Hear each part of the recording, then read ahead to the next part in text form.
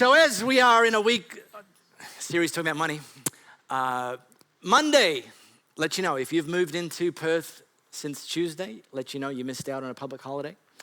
Monday, we enjoyed an exclusive public holiday. And I started Monday's public holiday in our the backyard of our new old house, doing some yard work. And when I finished my yard work, I came back inside, and my wife, Louisa, was sitting on her couch, and she had the remote controls. Yeah, I know.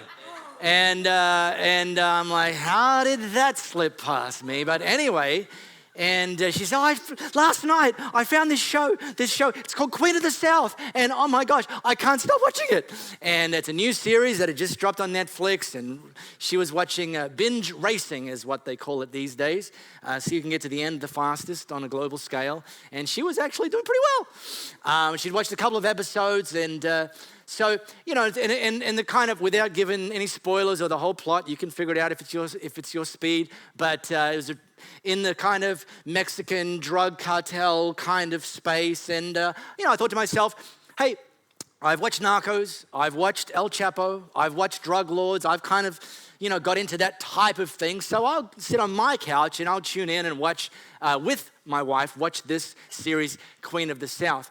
After about the first episode, I discovered that whilst it had a theme around this whole kind of drug thing, you know, whatever, there was a lot of relational stuff in there and a lot of relational drama in there. And I don't need television to add to the relational drama that already exists in my world. In fact, I just tune that stuff out. So I'm like, ugh. I didn't say anything though. I didn't say anything. Louis still had the remote control, and I stayed on my couch. And after a couple of episodes, she said, "Oh, do you want to watch something you want to watch?" Husbands, listen to me very, very carefully. Listen to me very, very carefully. Listen to me. Husbands, listen to me. I love you, so what I'm about to say, you need to listen to me. One of the most important lessons you can learn as a husband is that a marriage relationship is like a bank account. And if you've been constantly withdrawing by holding the remote control and only watching television programs you like to watch, and there's none of your wife's fingerprints on that remote control, then you need to, and because you'll be overdrawn at this point, you need to, when she says, "Honey, do you want to watch something that you want to watch?" The answer is, "No, sweetheart, you can keep watching as long as you want," which, to my credit, is what I did. And so we watched 6, maybe 7 more episodes until it was time for dinner. Because in life, there are some things that you should do even if you don't want to do them, because they are the wise thing for you to do. Letting your wife occasionally commandeer the remote control, which, by the way, the word for remote control in Italian is telecomando, meaning like, I'm just terrified right there. She's going to go commando on me, which means something else in Italian than it does here. Anyway, another thing that you may not be necessarily so inclined to want to do out of your own personal feelings is to draw up a financial plan and to stick to a financial plan. But let me put it to you, that drawing up a sound financial plan and sticking to a sound financial plan, whether you like it or not, whether you want to do it or not, is something you ought to do because it's the wise thing for you to do. In this series, we're talking about economy, maximizing your personal economy. And here's the big idea. I don't know if you know this, but God has a lot to say about the area of finances. And his big idea is that he owns everything. He owns the money, he owns the land, he owns the cattle, he owns everything. And he, as the source of everything, blesses us and entrusts us with some of it.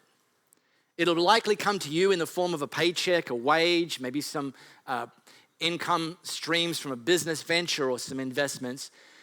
But we're not the owners. God's still the owner. At that point, however, when it comes into our orbit, we become the managers. And God asks us to manage what still belongs to him. And the good news is that he gives us a lot of instruction on how we should manage what belongs to him. He doesn't actually require us to rely on our own smarts, our own limited understanding, or even our own limited experience, or even our own bad experience. He actually puts some principles in place for us to learn and to follow. And what I've discovered, and what Louie and I have discovered, is when we manage what he's entrusted to us in the realm of finances, stress goes down, relational tension goes down, joy goes up, peace goes up, and I think maybe most importantly, purpose goes up, because we get greater clarity on what God wants us to do with the finances that he's entrusted to us. And so we've said that our promise around this series for Economy is to make money fun again. So if you don't believe me, I'm on the record. Make money fun again. Last week we launched this series week 1, talking about wisdom. And if you weren't here, or if you're joining us for the first time today, I cannot encourage you enough. I'd almost want to insist that you go back, listen to our podcast from last week, because actually last week we laid the foundation. So if those of you here joining us for the first time today, today we're going to put the next course of bricks, the first course of bricks on the house of your personal economy. But it requires a foundation. And last week was the foundation. We talked about wisdom. And you go back, listen to that, and learn something. Today I actually want to talk about freedom, maximizing your personal freedom in the area of finances. And the big idea is that we can maximize our freedom by minimizing our debt. Now, when you hear this word debt, understand there are some aspects of debt that we would call good debt. You may borrow to buy a house. Typically, that would be considered good debt. Now, it still comes with a caveat. Don't borrow the maximum that the bank will lend you. Okay? That's wisdom from Mark for you today. Because if you do, and the interest rates go up, you won't be able to afford the repayments at that very moment. If you do, and your earnings go down for whatever personal circumstances, should that happen, you won't be able to afford the repayments. So good debt can include borrowing to purchase a home, but there's wisdom that we need to exercise even in that we don't actually borrow the maximum that the banks will lend us. Another form of good debt might be to start or to purchase or expand a business. Another form of good debt might be borrowing to invest. And last week I talked about the difference between speculating and investing. Shared a story of a friend of mine who downloaded an app around investing. He told me in cryptocurrencies, and he invested $700 on Monday, and his $700 had magically disappeared by Friday. And I said, buddy, that's not investing, that's speculating, that's gambling. There's a difference, and you're an idiot. So there's good debt, but even then there's some caveats. But I want to talk about maximizing your freedom by minimizing your bad debt. And bad debt can take a few different forms. One form of bad debt is borrowing to buy a car. Borrowing to buy a car would typically see you taking out a personal loan. Here's what that could look like. Let me just run some numbers. You ready? Let's suppose you borrowed $20,000 to buy a car, $20,000 car. You borrowed $20,000. Typically a personal loan, you probably pay that out over 5 years. At the end of 5 years, you will have paid out, having taken out a $20,000 personal loan, about $27,000. So your car no longer cost you $20,000, it actually cost you $27,000. Capiche? But after 5 years, your $20,000 car will be worth $13,000. So you've now paid $27,000 for a car that's only worth $13,000, less than half of what you paid for it. Borrowing to buy a car is bad debt. Here's another form of bad debt. Borrowing to buy new household furniture and appliances. When I was young, 1,000 years ago, this was referred to as hire purchase. Somehow that's been masked now, but it's still the same concept, hire purchase. And I'm not going to throw any particular company under the bus by name, but I went onto one of the websites of a company that you would have heard of, and I've taken a slice of their homepage, and this is it. Rent, try, $1 buy, asterisk, there's a warning sign. Make it yours, another asterisk, another warning sign. Furniture, TV. But here's the thing.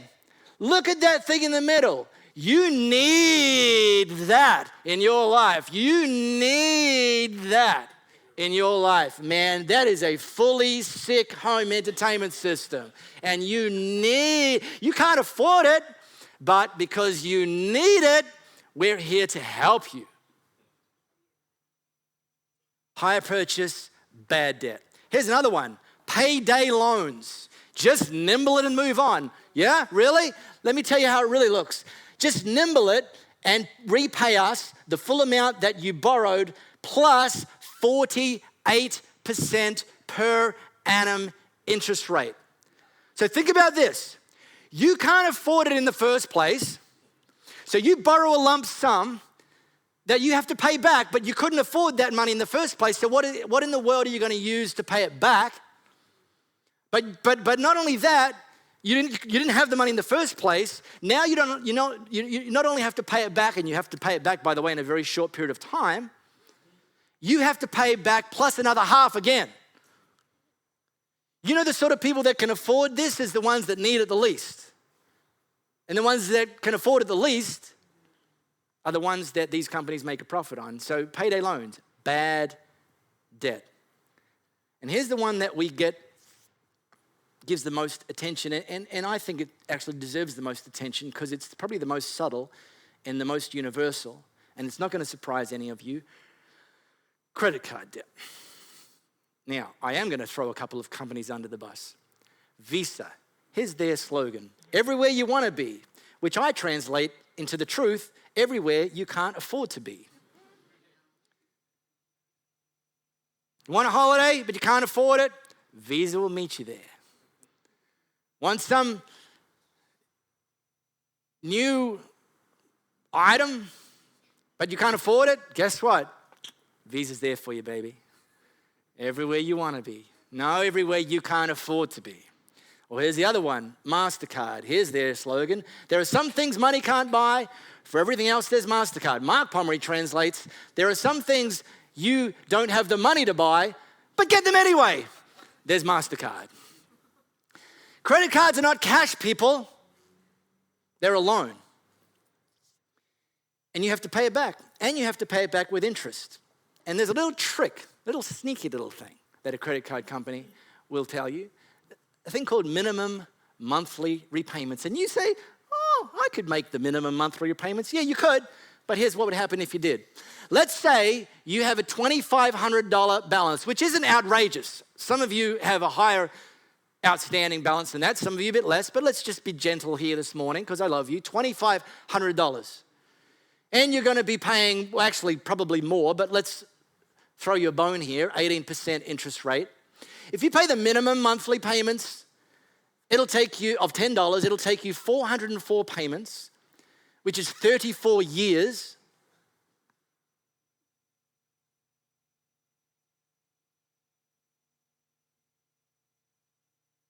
And you will have repaid to the very generous, very helpful credit card provider, $8,781.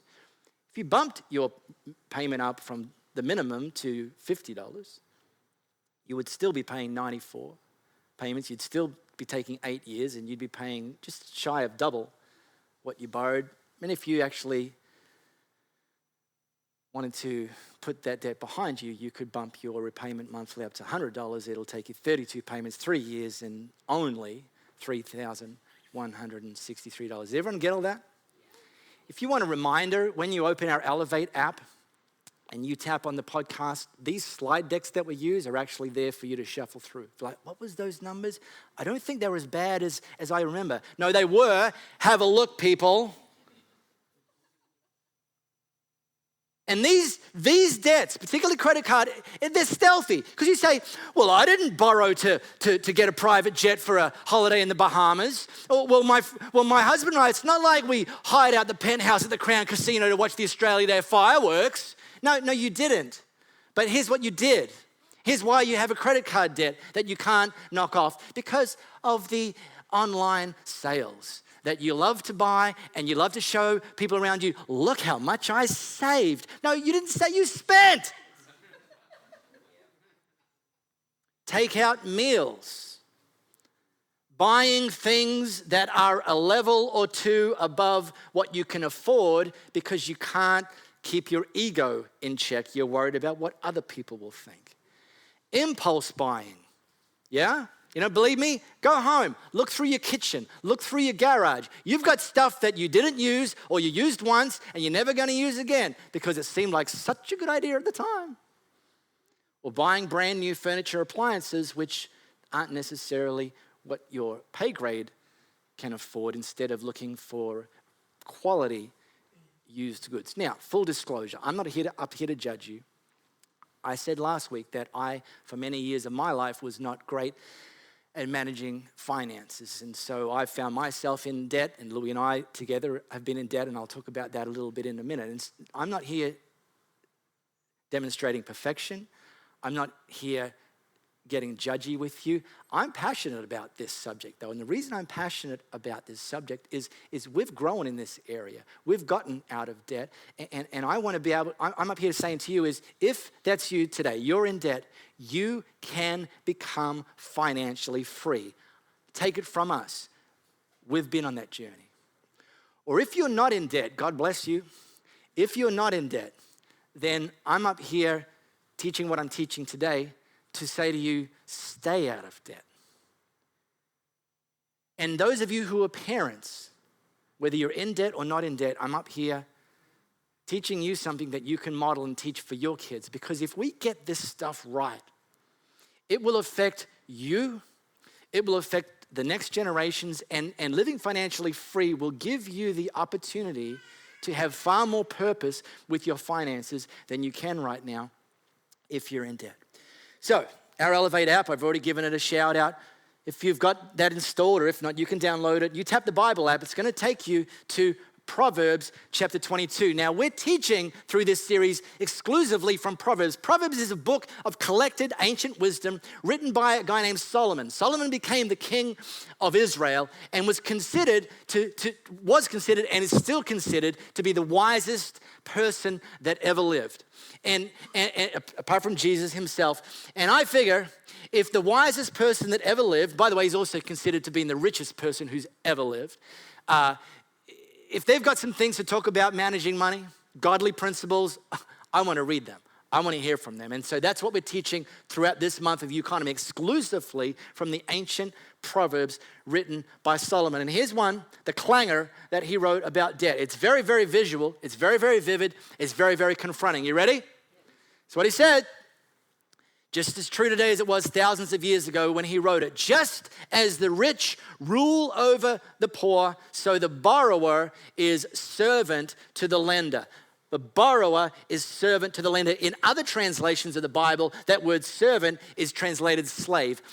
Either way, whether you're a servant or you're a slave, the picture that Solomon's trying to get through to you is at this point, you can't do what you want to do. You can't just spend the way you want to spend. Your money is no longer yours to have the freedom to do with it what you want to do. You actually now work for somebody else. I can't stress this enough. If you're in debt, when you go to work, you are not going to work to earn money for yourself. You're going to work to earn money for somebody else that you owe money to. The borrower is servant to the lender. Now, you might not have to give them your whole paycheck, but you're giving some of them your paycheck. So you're 40 hours a week. The first 8 of that, you're working for somebody else. Mondays, I work for Visa Card. Tuesdays, I work for ANZ Personal Loan Department. Wednesdays, I start to work for me and my family. I work part-time for me and my family, Wednesday, Thursday, Friday. I work Monday and Tuesday for people I owe money to. Do you get that? Do you understand? It's as clear as that. Thank you. You're right. This is good stuff. Thank you. I ain't too proud to beg. So if that's you this morning, again, I'm not here to judge you and I'm not here to leave you hanging. Here's a strategy. And I'm giving you the strategy that Louis and I employed to get out of debt and to get financially free. You ready? Now, we're not Donald Trump rich yet. That's not the point I'm trying to make here. But we don't have any debt right now, any bad debt right now. But we did. In fact, for many years of our relationship, credit card debt was the third wheel in our relationship. And we couldn't get it to go away. You still here? Yes. And we had a very dynamic relationship with that third wheel. Sometimes that third wheel would go up. Sometimes that third wheel would come down. But we could never shake it off until we did this. First thing, get fed up with debt.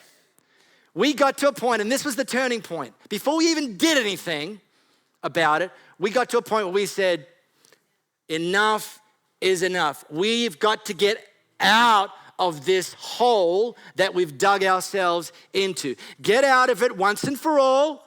Not just peek our nose over the top. Man, the air smells so good up here. No, get out of it and then make a commitment to never get back into it. We had to get fed up with that. I know that's Jared's story. Jared has stood up here a couple of months ago, platform leading, and said, these are strong words, only use them when you mean them. I hate that I'm in debt, right? Quote unquote. And by the way, the strategy that I'm about to show you is the very strategy that Jared and Rochelle have been using and continue to use to get themselves out of that hole. But he said these same things. I hate that we're in debt. I hate it. Hate it. You said it. You said that word a lot of times. Hate it. Hate it. I remember. I'm like, good. I'm glad you hate it. And I hope that's where those of you who are in debt, I hope you get to that place real soon, if not today. Get fed up with debt. You can have it as the third wheel, but why would you want to? You can go to work Mondays for Visa, Tuesdays for ANZ, and start working for yourself Wednesday, but why would you want to do that? Get fed up with debt. We're getting out and we're staying out. And here's the actual practical approach that we took, and we got it from a guy named Dave Ramsey. Dave Ramsey is a US financial genius, financial leader. He's a Jesus follower. He bases his financial coaching strategies from biblical principles. And he's a kingdom-minded guy. And his ultimate goal is to see people to get financially free so they can have more purpose with their finances, particularly investing into God's kingdom and the things that God wants them to do with the money he's entrusted to them. And if you go to daveramsey.com, and I just need to let you know this. If you go to I hope those of you in debt will go to daveramsey.com. There's a lot of stuff on there. Let me point you to the stuff that's relevant for you as a starting point, okay? So there's other stuff on there. Don't get tripped up on that. He's got a section in there called baby steps. And that's for those of you who are in debt. Baby steps. There are 7 baby steps, and I want to talk about only the first 2 today because the first 2 are the ones that are most relevant to those of you who are in debt, and they were the ones that were most relevant to Louie and I as a starting place. I think Jared and Rochelle are up to step 2. They can see step 3 around the corner, fast approaching. Reese and Jess, the same, doing the same baby steps. Step number 1, save $1,000. Before you even start attacking your debt, save $1,000. Keep making the minimum payments only and save $1,000. Because this is an emergency fund. This is when that unexpected event happens, you don't have to go further into debt to pay for it.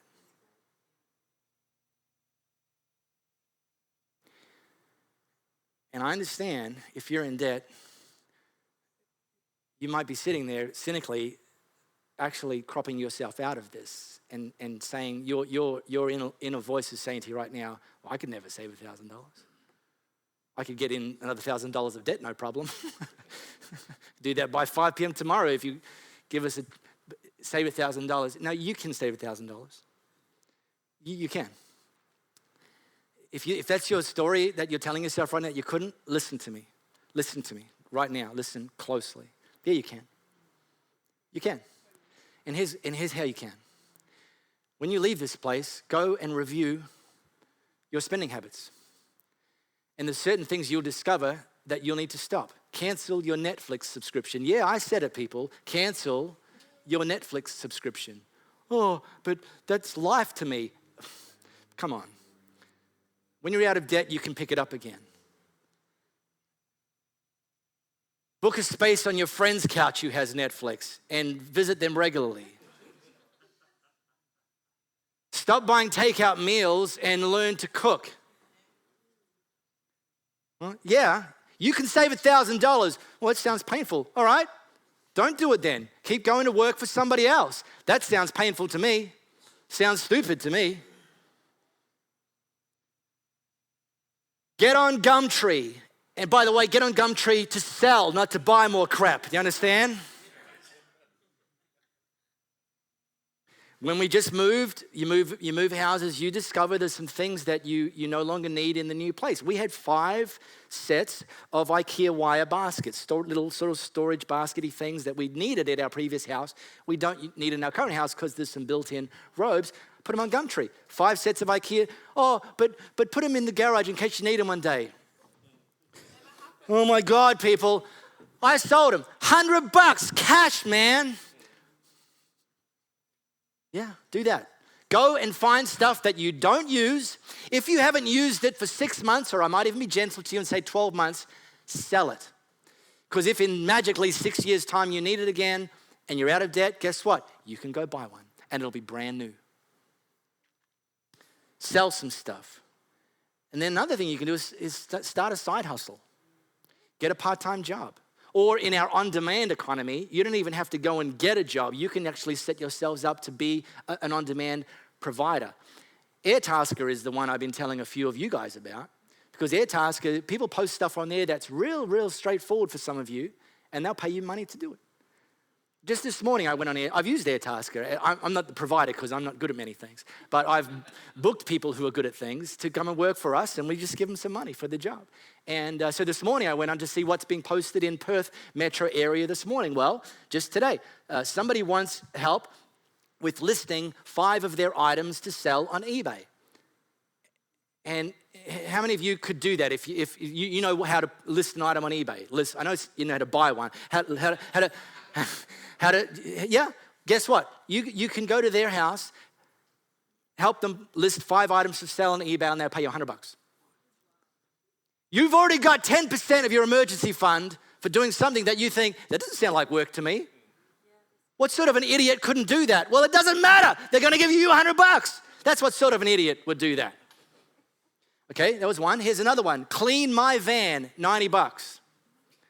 So you go and help someone list 5 items on eBay and then go schlep over and clean someone else's van. You're 20% of the way to your emergency fund. Well, I could never save $1,000. Yeah, you can. Or this one. Dig cooch grass from garden bed, $100. No, yeah, that's not ours, but stay tuned. I do know how to work a shovel, Scotty Downey, and I do know where you live. So let's be very, very careful. Now, when you've done these sort of things, sell stuff on Gumtree, quit some of your spending patterns, and go and maybe start a side hustle. You need 2 bank accounts. This is a pro tip. I referenced this last week. You need 2 bank accounts, and one of your bank accounts is your spending account, and the other bank account is your savings account. You understand? If you think you can, if you're not good in financial world and you only have 1 bank account and you call that your savings account, please. 2 bank accounts. It won't cost you anything to have them. They're just 0 interest. One's your savings account. So start funneling this extra money that you're magically discovering into your savings account and keep living out of your spending account. Then, once you've got your emergency fund, this is Dave Ramsey's baby steps. Step 2, pay off debt. All debt except your mortgage, if you have a mortgage. Now, traditional financial advice would suggest that when you've got several debts that you pay off the one with the highest interest rate first. And I've already put up the thing about just making minimum payments on credit card and how incredibly problematic that is.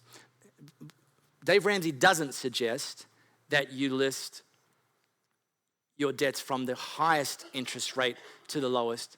he suggests you list them from the lowest number. Just back it up, Johnny. From the lowest number, waiting for the backup, lowest number. Because here's the thing. Your head didn't get you into this problem. Your heart did. And for you to stay on track, you probably need to give your heart a quick win. So putting the lowest balance item at the top of the list and attacking that first is going to give your heart a win, give you a sense of accomplishment, and start to build some momentum through this process. And so here we go. Here's an example of what that might look like. Let's say you've got, fast forward, next one. Let's say this, and again, this is not, I'm not putting up, this is not really an outrageous example. You've got a store card, you've got a credit card, you owe your parents some money, you've got a personal loan, and you've got some car payments. And then here's some typical interest rates. Thankfully, your parents are good to you, 0% interest. And then there's minimum payments associated with that, listed by balance, lowest to highest, okay? So here's what Dave Ramsey suggests, what he calls his debt snowball. You've got your emergency fund in place, and you keep up. By the way, when you've got your emergency fund in place, don't go out and reward yourself. Keep finding money. Keep finding money. And let's say you've managed to cobble together $200 a month that you magically discovered that was coming into your world all along, but you're now allocating it to eliminating debt, not to all of the frivolities that you used to it. So your $200 of found money. Attack the lowest balance first. So the $50 that you were already paying, because if you didn't, the people with guns would come and find you, and add your $200 to that. Now, when that debt is eliminated, because now you're paying $250 a month on that debt, when that debt is eliminated, take the money, all of that money, the $250, and add that to the $30, the next lowest balance, which you're now attacking that $280 a month. And when that one's eliminated, while you're still paying the minimum on the others, take that total, $280, and add that to the minimum you're paying your parents at $200. Now you're paying your parents $480. And then take that when that's eliminated to add, you get this? Again, this is on our slide deck on our podcast. Dave Ramsey's got some examples of that. This is how we attacked our debt until we got to the bottom of the list, and we finished that one off, and we said, wow, this feels good, this debt-free business. It feels like freedom. Guess what, people? It's because it is. It's freedom. Oh, sounds like hard work. Yeah. Oh, sounds like discipline. Uh-huh. Yep. Oh, sounds like I'm going to have to say no to some stuff. Yeah, sure. What do you want me to tell you? Oh, no, yeah, it is. Yeah. Solomon's got something to say about that as well. Lazy people want much but get little. But those who work hard will prosper. Now, here's one of the things that we did, and I'm giving you this for free. Dave Ramsey has a radio program in the U.S. It's syndicated right across the U.S. He broadcasts out of Nashville. It's a daily radio program. It's around this area of financial coaching. It's real people that he's talking with. It's a talkback show. He's a Christian guy, and it's a finance show, and yet it's the second most listened to radio show in the entire United States. The good news for you and me is it's available on a podcast for free every single day. And when we were getting out of debt, I would go for my running and my cycling training listening to Dave Ramsey in my ear because it motivated me. Because one of the things he does in every show is he actually has a couple or a household or an individual, whoever it is, to visit him in his studio in Nashville, someone who's just gotten out of debt. And he gets him to visit and he actually interviews them in his studio as part of the show every single day. Tell us your story. Tell us what you did. And what you'll be exposed to is you'll be exposed to people who typically, in many cases, have more debt than you. In some cases, earn less than you, and yet have gotten themselves financially free. Now, he gets them to do at the end of the interview a debt-free scream. It's a little bit obnoxious, but it's worth kind of enduring.